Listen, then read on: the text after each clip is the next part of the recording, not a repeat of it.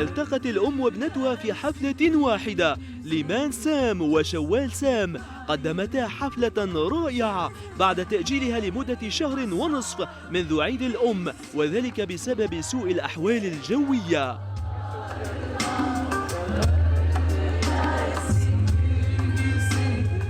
حضر الحفل 3000 متفرج في مسرح الهواء الطلق، حيث ظهرت أولاً الفنانة الجميلة شوال سام.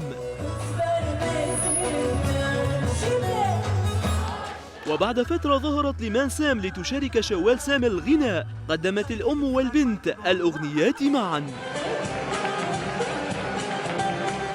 لدينا خبر لمحبي ليمان سام. منذ فترة طويلة غضبت الفنانة من منتجي الألبومات وتركت إصدار الألبومات الجديدة، ثم وبعد 12 عاماً ستصدر ألبوماً جديداً. الأغاني الجديدة ستصدر في الخريف القادم.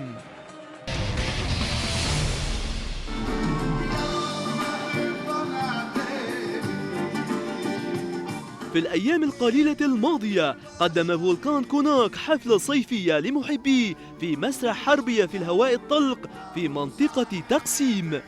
Bu akşam yine bir aşk yaşamaya geldik buraya. Müthiş bir teveccüh yaşıyoruz. Yağmur izin verirse güzel olacak bu akşam. تلك الليلة كانت ممطرة، ولكننا قلنا لكم إن فولكان كوناك فنان كله إحساس. Yağmur güzel bir doğa olayı. Ben yağmuru zaten çok seviyorum. Nemli gözlü insanları çok seviyorum. Yağmur daha da romantik, daha da duygusal olur.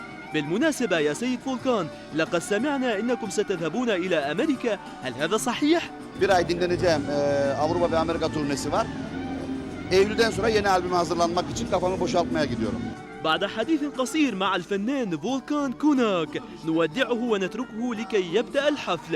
ورغم هطول المطر في مسرح الهواء الطلق فقد غنى الفنان أحلى أغانيه العاطفية لمحبيه.